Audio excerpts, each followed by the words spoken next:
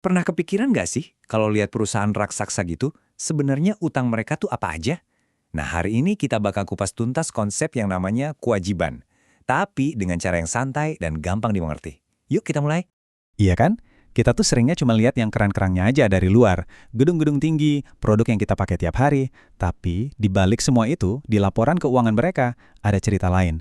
Cerita tentang apa yang mereka pinjam, janji apa yang harus mereka tepati, dan ke siapa aja mereka punya utang. Nah, cerita inilah yang mau kita bedah bareng-bareng sekarang. Intinya sih kewajiban itu ya janji buat bayar. Mau itu ke supplier bahan baku, ke bank yang ngasih pinjaman, atau bahkan ke karyawan mereka sendiri. Anggap aja ini kayak daftar resmi dari semua surat utang atau IOU yang dimiliki sebuah perusahaan. Eits, tapi tunggu dulu. Nggak semua utang itu bisa langsung dicap sebagai kewajiban loh di dunia akuntansi. Ada semacam tesnya, 3 aturan main yang harus dipenuhi biar sesuatu bisa dicatat secara resmi. Yuk kita bedah apa aja sih DNA dari sebuah kewajiban yang sebenarnya?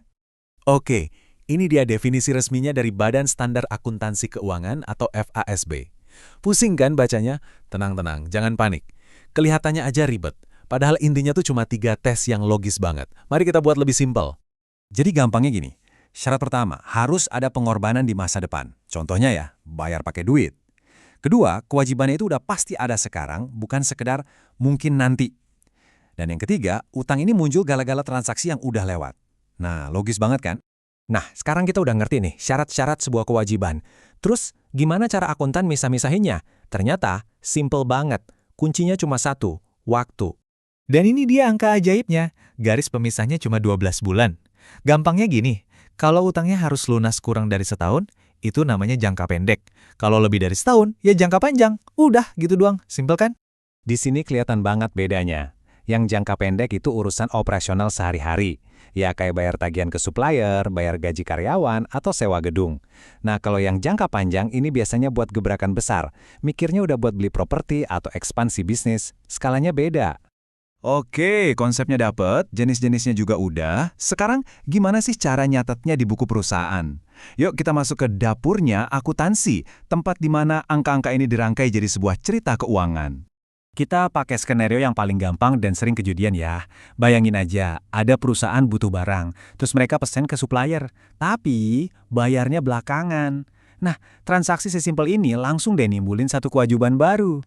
Dan beginilah cara nyatetnya. Lihat deh, nilai barang yang diterima itu masuk ke kolom debit. Terus, utangnya dengan nilai yang persis sama masuk ke kolom kredit. Kuncinya di sini satu, harus di-balance, seimbang. Apa yang didapat sama dengan apa yang jadi utang.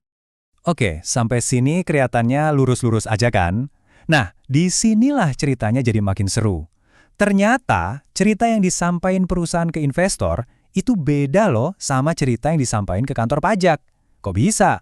Yap, ada 2 versi cerita. Jawabannya jelas enggak. Karena begitu kita ngomongin pajak, ada satu pemain baru yang ikut nimbrung. Dan pemain inilah yang bikin ceritanya jadi sedikit berbeda. Pemain baru ini namanya pajak pertambahan nilai, alias PPN.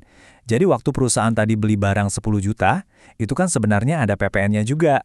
Nah, PPN inilah yang harus dicatat terpisah, khusus buat laporan pajak. Namanya pajak masukan. Di sini kita bisa lihat langsung bedanya. Di laporan buat investor, utangnya simple, 10 juta. Tapi lihat yang buat pajak, ada baris ekstra kan, pajak masukan. Makanya, total utang yang dilaporin ke kantor pajak jadi 11 juta. Kenapa? Ya karena PPN-nya dihitung. Jadi kenapa sih harus dibedain? Jawabannya simple, karena penontonnya beda, tujuannya juga beda. Laporan buat investor itu buat nunjukin seberapa sehat bisnis kita. Sementara laporan pajak itu buat nunjukin ke pemerintah, ini loh pajak yang harus kita bayar. Dua-duanya benar, cuma sudut pandangnya aja yang lain. Jadi, intinya apa? Intinya, satu angka utang yang kelihatannya simpel itu ternyata bisa punya 2 makna, tergantung siapa yang baca laporannya. Ini nunjukin betapa cerdasnya dan rumitnya cara perusahaan bercerita ke para investor dan juga ke pemerintah.